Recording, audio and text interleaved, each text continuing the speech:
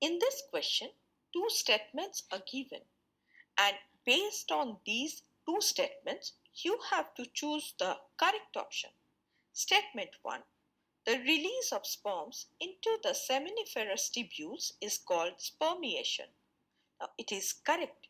Spermiation is the process where mature sperms are released from the Sertoli cells into the seminiferous tubules. Statement 2. Spermiogenesis is the process of formation of sperms from spermatogonia. It is incorrect. Spermiogenesis is the process of the transformation of spermatids into mature sperms. The process of formation of sperms from spermatogonia is called spermatogenesis and not spermiogenesis.